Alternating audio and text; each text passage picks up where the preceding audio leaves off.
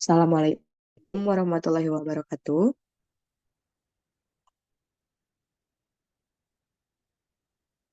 Rabbi sholli sodri wa yassirli amri wahlul uqdatam min lisani yafqahu qawli amma ba'du. Pertama-tama saya ucapkan terima kasih kepada Bapak Saifuddin Rahmatullah MSI selaku dosen pengampu mata kuliah biokimia. Pada kesempatan kali ini kami dari kelompok 11 akan mempresentasikan terkait asam nukleat. Di sini ada anggota kelompok yang beranggotakan Amara Suci Handianti dengan NIM 12220800010. Kemudian ada Ismail Alisa Zahra dengan NIM 12220800036. Kemudian ada Kafatia Nazmi Muazzaroh dengan NIM 12220800038. Nah, di sini kami akan memaparkan terkait definisi asam nukleat, gula ribosa, basa nitrogen, gugus fosfat, nukleotida, dan nukleosida, RNA dan DNA, ikatan hidrogen pada RNA dan DNA, dan juga peran asam nukleat. Yang pertama itu ada definisi asam nukleat yang akan disampaikan oleh Amara kepada Amara di. Baik, terima kasih moderator. Yang pertama ada definisi asam nukleat. Asam nukleat merupakan polimer besar dengan ukuran yang bervariasi antara 25.000 atau 1 juta sampai dengan 1 miliar. Asam nukleat baik DNA, deoksiribonukleik acid atau asam deoksiribonukleat dan RNA, ribonucleic acid atau asam ribonukleat baik DNA maupun RNA tersusun dari monomer nukleotida. Komponen nukleotida tersusun dari gugus fosfat, basa nitrogen, dan gula pentose.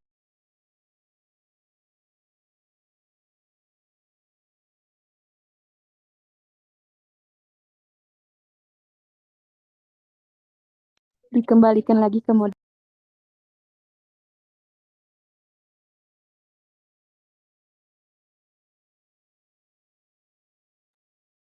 Oke, baik. Terima kasih kepada Amara. Selanjutnya itu ada gula ribosa yang akan disampaikan oleh Amara. Kepadanya disilakan.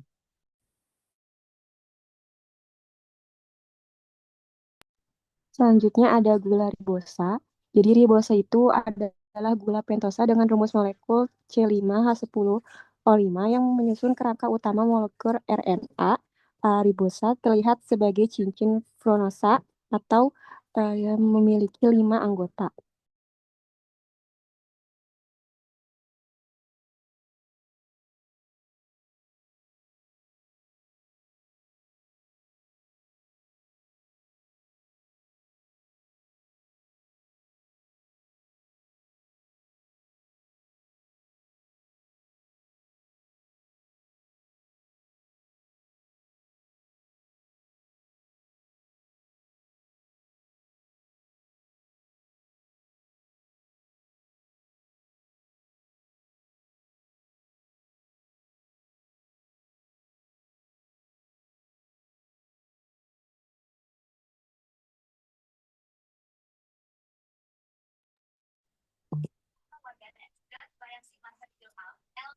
Atom karbon pada ribosa dinomori 1' hingga 5'. Karbon 1' berikatan dengan basa nitrogen dan karbon 5' berikatan dengan gugus fosfat dalam nukleotida RNA.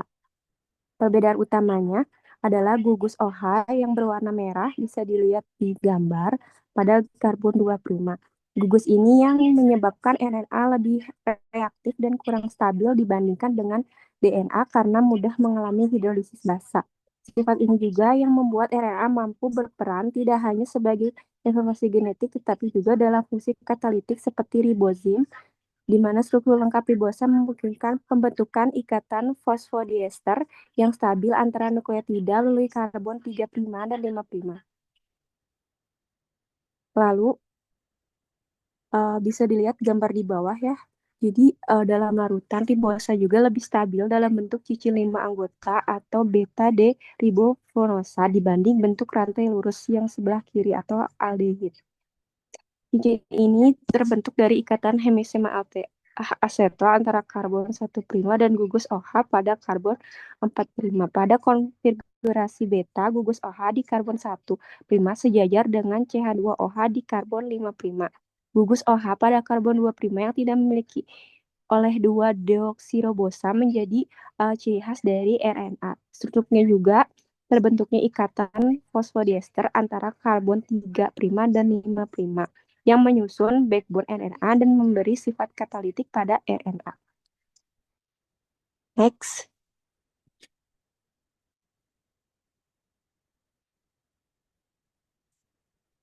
Ribosa dalam RNA juga berfungsi sebagai penghubung utama antara komponen nukleotida.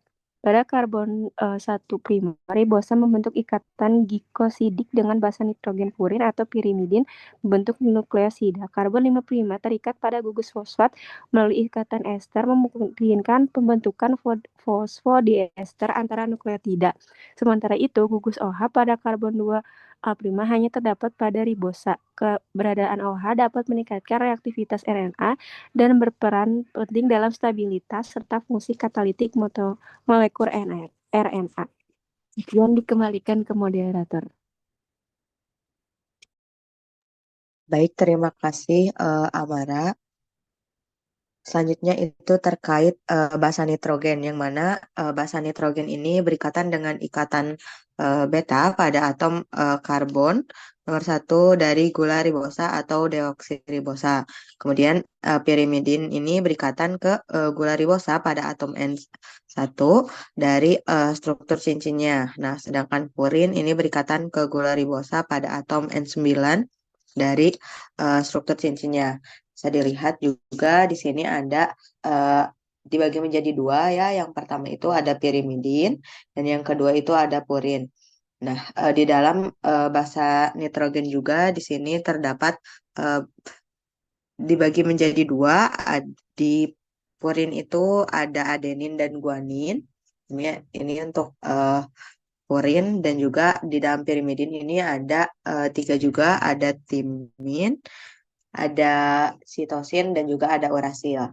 Nah, basa timin ini hanya ada pada DNA, sedangkan pada RNA timin atau T ini diganti dengan urasil.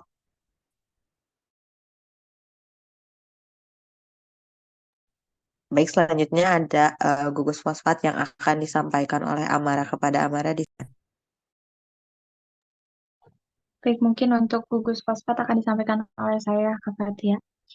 Baik, di gugus fosfat ini terdiri dari atom fosfor dengan 4 atom oksigen bermuatan negatif lekat kepadanya. Fosfat ini menghubungkan gula pada satu nukleotida ke fosfat pada nukleotida berikutnya untuk pembentukan nukleotida. Nah, untuk penamaan gugus fosfat, seperti yang digambar ya, satu fosfat itu namanya adalah monofosfat. Kemudian sementara untuk 2 fosfat, dia namanya difosfat.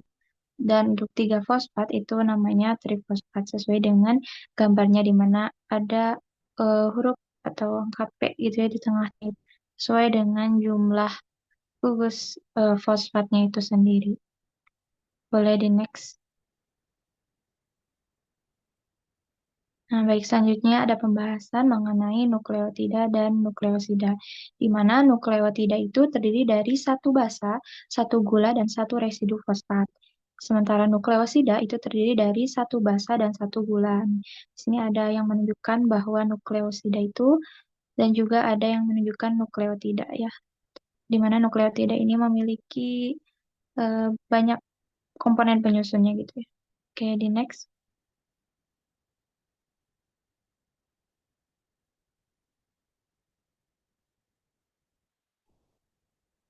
Next slide.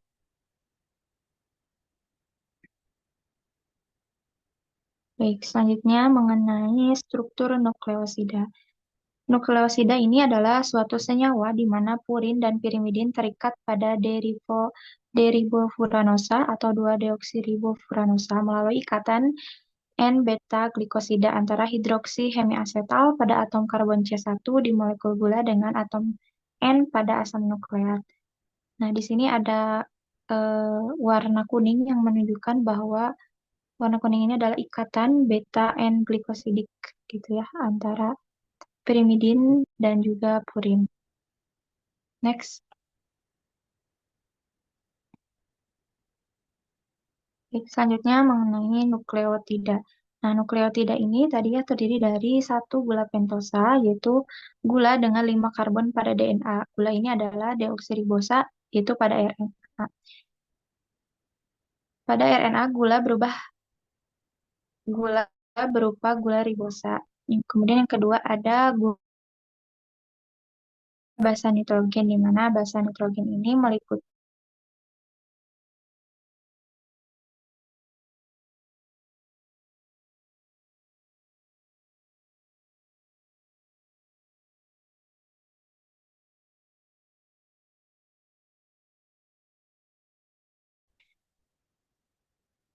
next.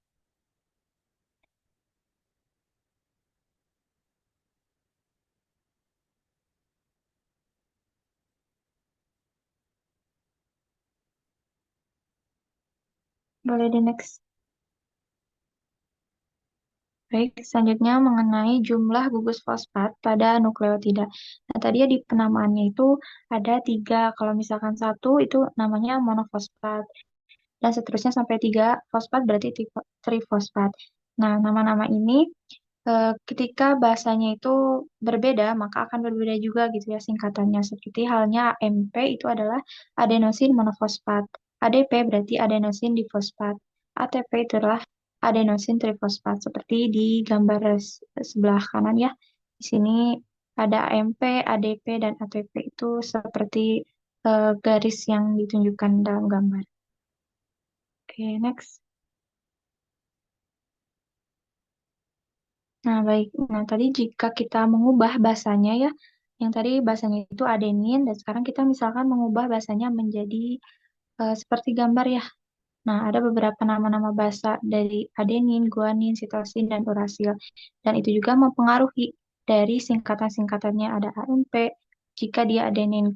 Ketika dia guanin, berarti GMP, dan seterusnya, hingga UMP. Next. Nah, jika kita memiliki suatu basa adenin dan memiliki gula pentosa berupa ribosa, maka nama nukleosidanya adalah adenosin, seperti yang di tabel ini ya. Begitupun pada DNA, jika gula pentosanya diganti jadi deoksiribosa, maka menjadi deoksiadenosin, itu nukleosidanya. Nah, ini tabel-tabel ini adalah menunjukkan nama-nama pendek gitu ya.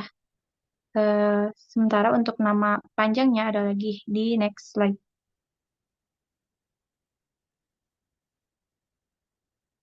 Nah, sini ada beberapa contoh gambar. Yang pertama itu namanya adalah deoksiadenilat. Nah, ini deoksiadenilat ini adalah nama pendeknya. Sementara eh, tersusun atas gula pentosa, basa adenin, dan gugus fosfat. Sementara untuk nama panjangnya itu ada di singkatan-singkatannya. Di situ jika dia memiliki 1 huruf maka berupa A. Kemudian 2 huruf itu DA. Jika 3 huruf berupa DAMP. Nah, itu beberapa singkatan ya. Di bawahnya itu, di bawah dari deoksiadenilat adalah nama panjang dari deoksiadenilatnya itu. Dan sampai berapa contoh-contoh yang lain ya. Di situ ada mungkin contoh 8. Next. Baik, mungkin cukup sekian yang dapat saya sampaikan. Saya kembalikan lagi kepada moderator. Baik, terima kasih Kak Fatia. Selanjutnya itu ada terkait DNA, yang mana DNA ini merupakan DNA atau asam deoksiribonukleat ini adalah biomolekul yang berfungsi sebagai penyimpan dan penyandi instruksi genetik setiap organisme dan banyak jenis virus. Nah, DNA ini tersusun dari 2 rangkai polinukleotida yang berpilin membentuk struktur double helix. Jadi setiap nukleotida dalam DNA ini terdiri atas gula deoksiribosa, gugus fosfat, dan salah satu dari 4 basa nitrogen, yang mana basa nitrogennya itu ada adenin atau A, guanin atau G, sitosin atau C, atau timin atau T. Nah, di sini juga ada struktur DNA, karena struktur DNA ini menunjukkan basa nukleotida, yaitu ada sitosin atau C, timin atau T, adenin atau A, dan guanin atau G, yang dihubungkan dengan tulang-tulang punggung fosfat atau P, dan gula deoksiribosa atau S yang berselang-seling. Jadi dua rantai gula fosfat ini dipasangkan melalui ikatan hidrogen antara A dan T dan antara G dan C sehingga membentuk beruntai molekul DNA. Ya, rangkaian benang DNA, suatu benang DNA atau antiparalel tidak bersifat benang pasang. Jadi dengan G sedangkan A dan T. Hal ini sangat bermanfaat gitu ya dalam kaitan untuk menyimpan dan pemindahan. Nah, bisa dilihat juga di gambar di situ itu seperti tadi ya, C berpasangan dengan G, A berpasangan dengan T, dan begitu pun sebaliknya.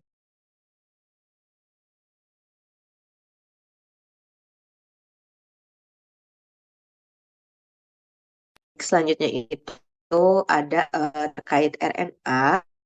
R ini atau asam ribonukleat adalah salah satu jenis asam nukleat yang berperan penting dalam berbagai proses biologis, terutama dalam sintesis protein dan ekspresi gen. Nah, RNA ini tersusun dari rantai nukleotida yang terdiri atas gula ribosa, gugus fosfat, dan basa nitrogen.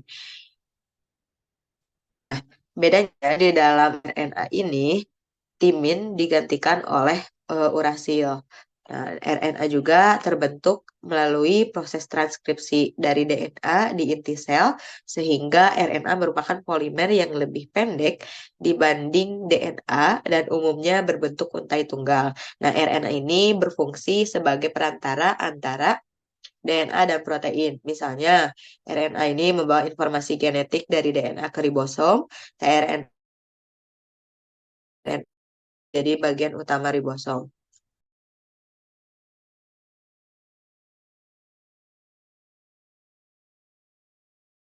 Oke, bisa dilihat juga di gambar ya. Di situ terdapat macam-macam tipe dari RNA. Yang pertama itu ada mRNA atau messenger RNA. Ini messenger RNA ini ditranskrip dari DNA dan berisi cetak biru genetik untuk membuat protein. Jenis RNA ini prokariotik, jadi tidak perlu diproses, dapat segera mensintesis protein. Yang kedua itu ada tRNA atau transfer RNA, yang mana yaitu merupakan molekul RNA yang menerjemahkan mRNA menjadi protein. Nah, ini memiliki struktur daun semanggi yang terdiri dari situs akseptor 3 fosfat 5, lengan D, lengan E, dan lengan antikodon.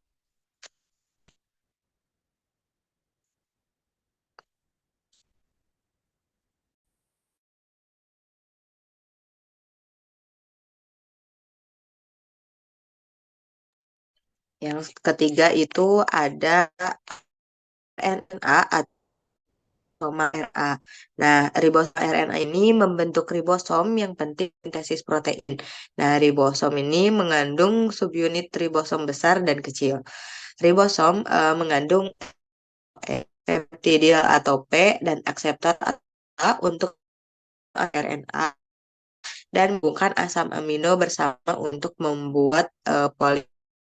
Cukup sekian yang dapat saya sampaikan. Selanjutnya ada terkait ikatan hidrogen pada RNA akan disampaikan Amara.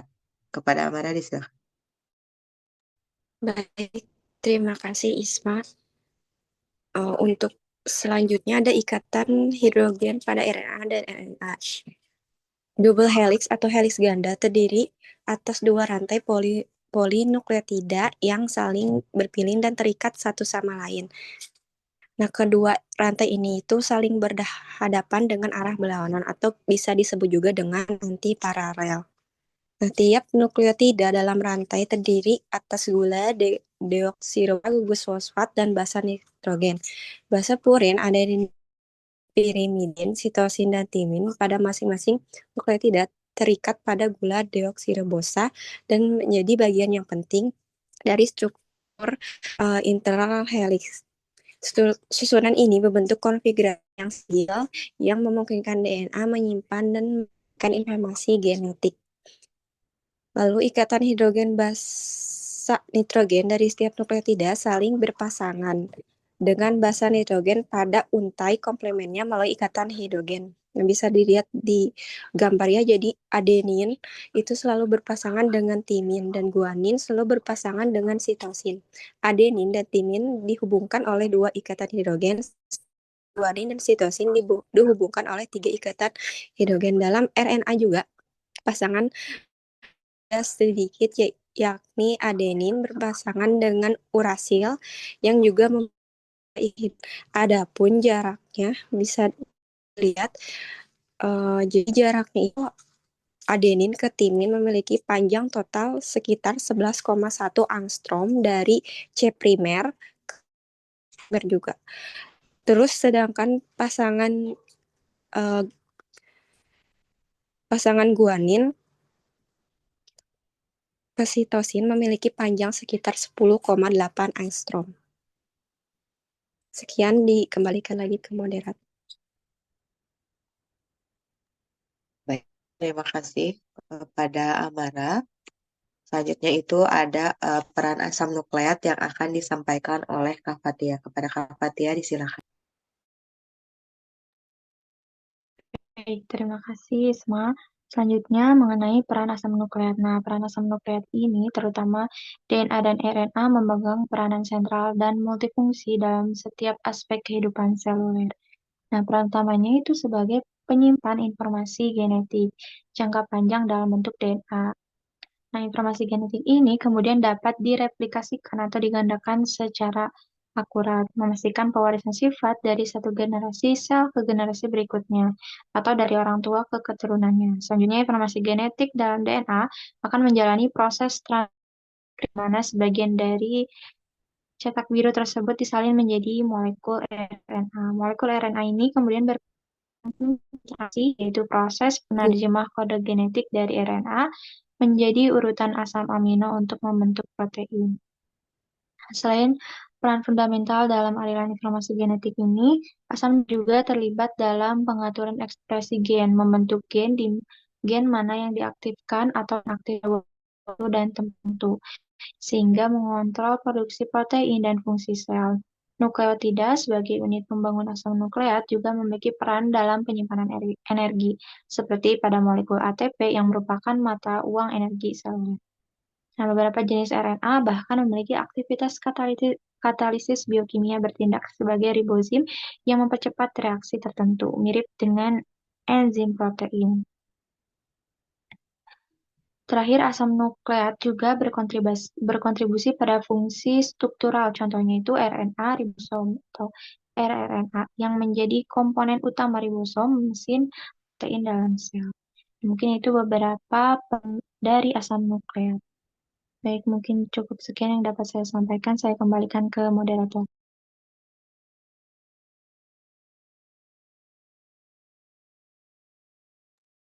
Baik, terima kasih kepada Kak Fatia. Untuk selanjutnya itu terkait pertanyaan bisa disampaikan melalui kolom komentar. Mungkin cukup sekian pemaparan dari kelompok 11. Wabillahi taufiq wal hidayah. Wassalamualaikum warahmatullahi wabarakatuh.